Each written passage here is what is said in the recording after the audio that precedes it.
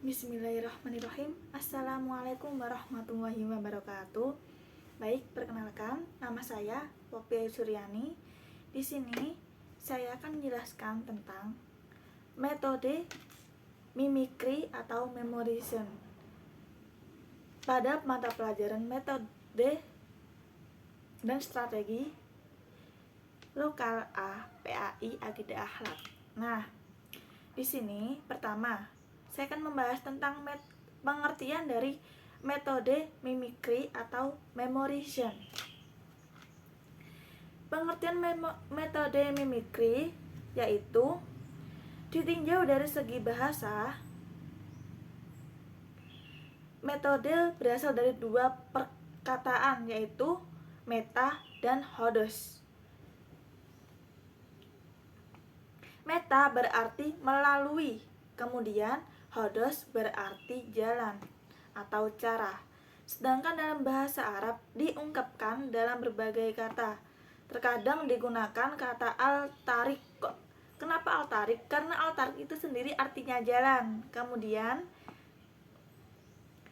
bisa juga menggunakan kata al-manhaj. Kenapa al-manhaj? Kalian tahu sendiri kan, manhaj itu urutan atau rentetan suatu perkara atau suatu asal pada suatu asal yang lain. Kemudian atau bisa juga al-wasilah. Itu dalam bahasa Arab. Al-wasilah di sini berarti sistem atau mediator, perantara. Kemudian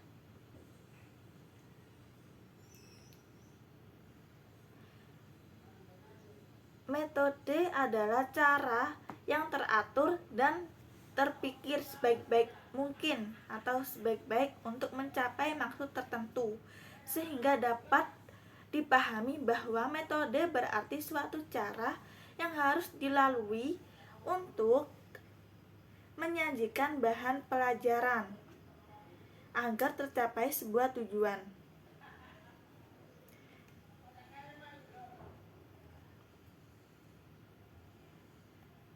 Kemudian pengertian di atas atau pengertian tersebut dapat ditarik kesimpulan bahwa metode merupakan cara atau jalan yang harus dilalui untuk mencapai sebuah tujuan. Nah, sudah dapat dipahami kan? Kemudian selanjutnya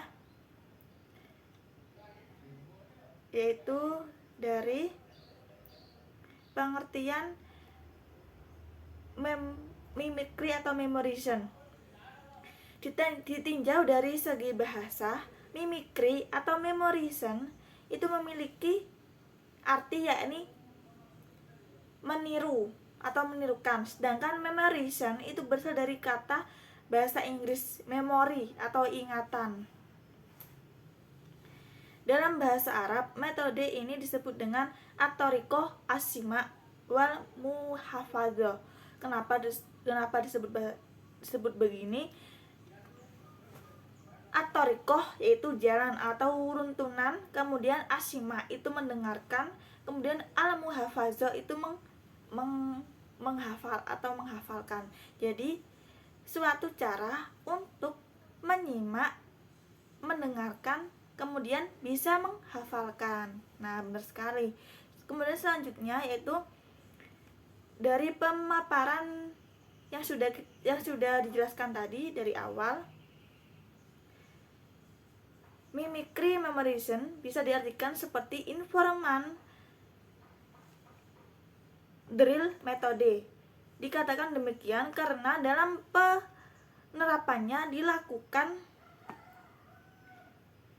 oleh pengajar atau seorang information atau seorang pengajar, penutur asli atau native information. Tahapan dalam metode ini berupa demonstrasi dengan menirukan pengajar berulang kali sampai siswa itu paham. Jadi semisal guru itu mengajarkan materi Asmaul Husna, maka guru tersebut harus mencontohkan terlebih dahulu. Seperti contoh, ayo anak-anak tirukan bersama-sama. Ya Allahu ya Rahman, ya Allahu ya Rahim. Nah, kemudian murid akan menirukannya. 1, 2, 3. Ya Allahu ya Rahman, ya Allahu ya Rahim, ya Maliku ya Kudus, dan selanjutnya. Seperti itu contohnya. Kenapa metode ini digunakan? Karena akan mempermudah menghafal siswa-siswa tersebut. Kemudian ciri-ciri dari metode mimikri menurut Ulin Huda. Di sini pertama, kegiatan pembelajaran didemonstrasikan menggunakan struktur kalimat. Pronunciation drill atau ucapan. Latihan penggunaan kosakata dengan cara menirukan apa yang dikatakan oleh native speaker atau guru. Jadi metode ini itu dengan menirukan apa yang pengajar contohkan, seperti yang sudah saya contohkan tadi. Kemudian ketika drill atau native speaker mengucapkan beberapa kosakata atau kalimat, kemudian siswa mengikuti berulang kali sampai dia hafal. Kemudian pengajaran gramatika tidak diberikan secara langsung, tetapi dengan model pola kalimat. Kemudian kegiatan dilakukan dengan cara diskusi pada tingkatan yang lanjut. Karena kenapa ditambahi dengan diskusi? Karena supaya lebih mengingat apa yang sudah diajarkan oleh guru tersebut. Kemudian maka dapat disimpulkan bahwa mimikry memorization adalah latihan mengucapkan dan menghafalkan mufrodat atau kosakata dengan cara meniru guru atau informan tadi secara berulang-ulang. Kemudian dasarnya metode mimikry memorization adalah pendekatan lisan dalam pengajaran bahasa atau proses pembelajaran melibatkan banyak kegiatan latihan lisan atau ucapan. Fokus pembelajarannya adalah kemampuan menyimak dan berbicara serta menekankan pada aspek menghafal. Jadi kenapa tadi sudah dijelaskan pengertiannya dalam bahasa Arab at-taliqah wasima wal muhafadoh, karena kita akan metode yang dengan cara mendengar kemudian menyimak serta menghafalkannya. Terdapat hubungan yang erat antara menyimak dan menghafalkan. Hubungan ini terdapat pada beberapa hal, yaitu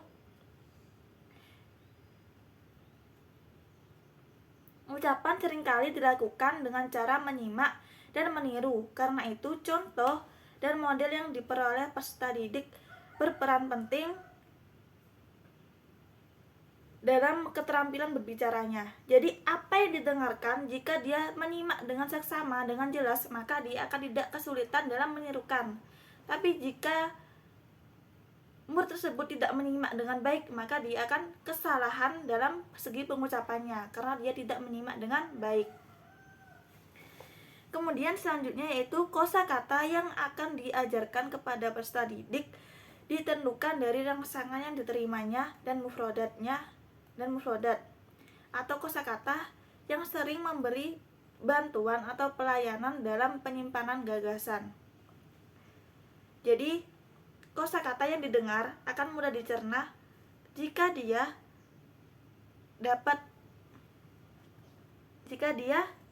merangsang atau dia respect terhadap apa yang diterangkan oleh si notice information tadi. Kemudian selanjutnya itu ucapan atau lisan peserta didik mencerminkan penggunaan bahasa di lingkungan rumahnya. Hal ini dapat terlihat pada ucapan dan penggunaan pola kalimat serta kata-kata yang diucapkan. Jadi, apa hal yang paling sering didengar oleh audiens atau oleh peserta didik, maka dia akan sering mengucapkannya karena terbiasa dengan apa yang didengar tadi. Kemudian selanjutnya yaitu kalimat yang sulit dan lebih panjang daripada kalimat yang bisa dikatakannya dapat dipahami oleh anak-anak yang masih kecil. Nah, jika kita menggunakan metode ini, jika ada suatu kalimat yang panjang atau sulit untuk dihafal, tapi jika kita mengajarkannya secara berulang-ulang dan dia atau audiens tadi mendengarnya secara baik, maka tidak ada kata sulit lagi untuk menghafalkannya. Kemudian selanjutnya yaitu dengan mengembangkan skill menyimak dapat menambah keterampilan berbicara seseorang. Jadi jika kita itu fokus dalam hal menyimak atau mendengarkan, maka kita tidak akan kesulitan dalam berbicara. Karena pendengar yang baik adalah pembicara yang baik. Nah, itu intinya kunci dari metode ini. Kemudian bunyi adalah hal yang sangat penting untuk meningkatkan penguasaan kosakata peserta didik. Peserta didik dapat terbantu jika menyimak dan mendengar ucapan-ucapan dengan benar dari pendidik.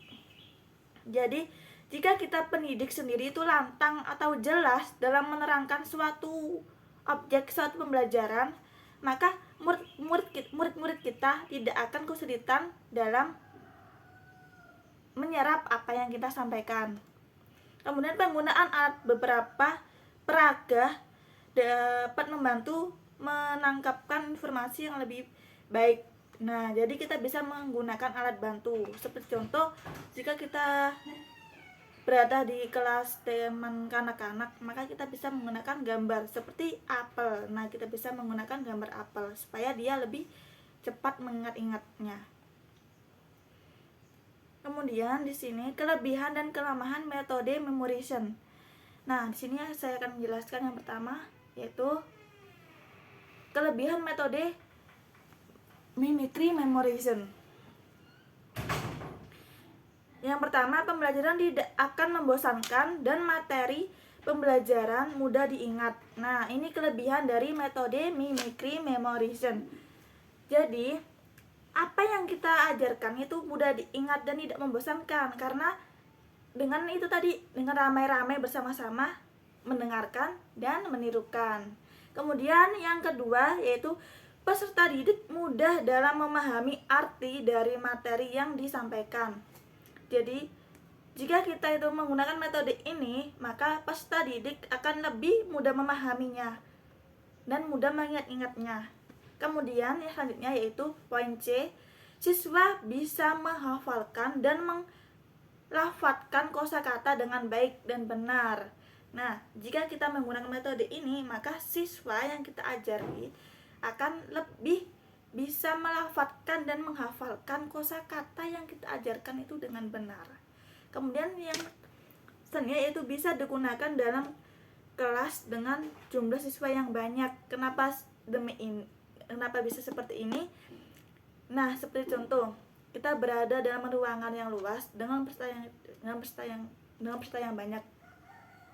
Maka kita tidak kesulitan dalam menyampaikan, karena kan metodenya kan mendengar dan menghafal. Jika kita bisa memfokuskan mereka semua untuk mendengarkan apa yang kita bicarakan, maka mereka tidak kesulitan, atau kita sendiri itu tidak kesulitan, karena semuanya akan menirukan apa yang kita ajarkan. Kemudian pendapat lainnya yaitu metode belajar yang sangat efektif dan mudah bagi siswa yang tidak mempunyai cukup waktu untuk menalar. Karena kecakapan siswa atau kecakapan audiens itu berbeda-beda. Ada yang sekali mendengar itu sudah bisa, ada yang berkali-kali mendengar itu tidak bisa. Dengan metode ini, insya Allah atau akan lebih cepat memberikan pemahaman kepada siswa, karena metodenya kan karena metodenya itu berulang-ulang dan bisa memudahkannya. Kemudian pengucapan dilakukan secara serentak agar peserta didik menjadi aktif. Nah, ini bisa melatih keaktifan siswa, tidak akan menyebabkan bosan dan mengantuk pada peserta didik. Kalau kita menggunakan metode lain seperti diskusi grup ataupun tanya jawab ataupun yang lain-lain, itu ada beberapa siswa yang mengantuk dan bosan. Jika kita menggunakan metode ini, maka siswa akan aktif dan ikut senang serta ceria dalam sebuah pembelajaran tersebut. Kemudian selanjutnya yaitu daya ingat siswa dilatih supaya dapat membedakan suara dengan baik. Ya, jadi siswa akan terlatih dengan mendengarkan dan dapat membedakan suara dengan baik. Seperti semisal apel dan apel kan berbeda. Apel itu buah dan apel itu sebuah kegiatan. Tapi jika kita hanya menggunakan tulisan apel, apel sama kan Nah, tapi kalau kita bisa lantang untuk menjelaskan, maka siswa akan mengerti. Kemudian siswa dapat menghafalkan dan berbicara dengan menggunakan bahasa Arab sesuai materi yang diajarkan. Ini digunakan untuk bahasa Arab seperti contoh Al-Madrasatu sekolah. Nah, diulangkan bareng-bareng. Ayo tirukan bersama-sama. Al-Madrasatu sekolah. Nah, seperti itu contohnya. Kemudian selanjutnya kelemahan pada metode mimikri atau memorization, yaitu diperlakukan persiapan yang matang. Jadi kita guru itu sendiri itu harus menyiapkannya secara matang apa saja yang dibutuhkan untuk pembelajaran esok. Kemudian guru dituntut untuk menguasai materi hafalan dengan baik. Jadi tuntutan untuk kita sumber information atau sebuah pendidik itu harus lebih matang memahami materinya dengan baik, sehingga kita tidak kesulitan dalam menyampaikan, tidak latah, tidak gelagapan. Jadi kita harus menghafalkan terlebih dahulu. Seperti contoh doa mau makan. Nah, jika kita latah, maka bagaimana murid untuk menirukan kita? Jadi kita harus terlebih dahulu menghafalkan dengan baik sebelum menyampaikan. Kemudian selanjutnya terkadang memerlukan banyak biaya. Kenapa seperti itu? Nah, tadi kadang memerlukan menggunakan mikrofon supaya suara kita kelas. Kemudian menggunakan alat peraga. Ya, itu jadi. Kemudian pembelajaran ini membutuhkan konsentrasi yang penuh selama pembelajaran berlangsung. Jadi meskipun kita peserta didik maupun audiens atau murid itu harus mempunyai konsentrasi penuh terhadap sebuah materi yang kita ajarkan atau sebuah konsep yang kita ajarkan supaya dapat tercapai hasilnya maksimal. Maka diperlukan konsentrasi yang cukup penuh atau cukup. Nah, pendapat lainnya yaitu siswa memahami kosakata dengan satu makna.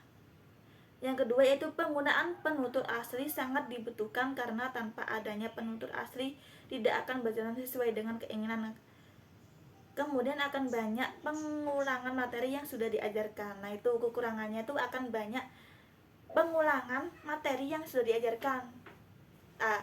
Ini akan menyebabkan salah satu siswa itu menjadi bosan.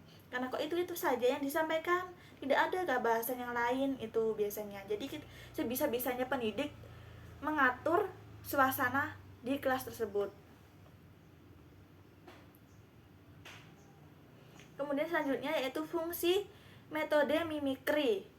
Tujuan dari metode ini adalah agar semua peserta didik dapat menggunakan atau dapat menghafalkan sebuah materi dengan baik. Agar hal ini dapat tercapai, hendaknya peserta didik mempelajarinya berulang kali agar peserta didik terbiasa dan kemudian hafal materi yang kita ajarkan. Kemudian prosedur penerapan metode mimikri atau memorization. Yang pertama, pendapat dari Ahmad Lutfi memaparkan bahwa untuk mencapai tujuan pembelajaran, penerapan metode mimikri memorization pada pembelajaran bahasa Arab bisa diberi variasi dengan drill atau adapun cara sebagai berikut. Yang pertama, guru mengelompokkan peserta didik. Kemudian yang kedua, guru membagikan kosakata untuk dihafalkan oleh masing-masing kelompok sesuai urutan kosakata. Seperti contoh, kelompok 1 menghafalkan kosakata yang pertama, kemudian kelompok 2 menghafalkan kosakata yang kedua, dan selanjutnya berulang kalinya. Kemudian salah satu peserta didik dipilih untuk memimpin membaca kosakata dari kelompoknya, kemudian diikuti oleh peserta didik lainnya, kemudian begitu seterusnya, sehingga tidak menguyuhkan guru, tidak menguras waktu yang terlalu lama. Seperti itu. Terakhir, setiap peserta didik menyetorkan hafal kosakatanya di depan guru. Kemudian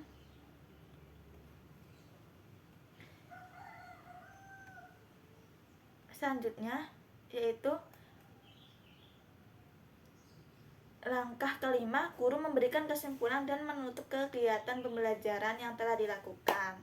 Nah, mungkin itu saja penyampaian dari saya. Kurang dan lebihnya saya mohon maaf. Karena al-insanu mahalul khata' wa nisyan. Manusia itu tidak luput dari sebuah kesalahan dan lupa.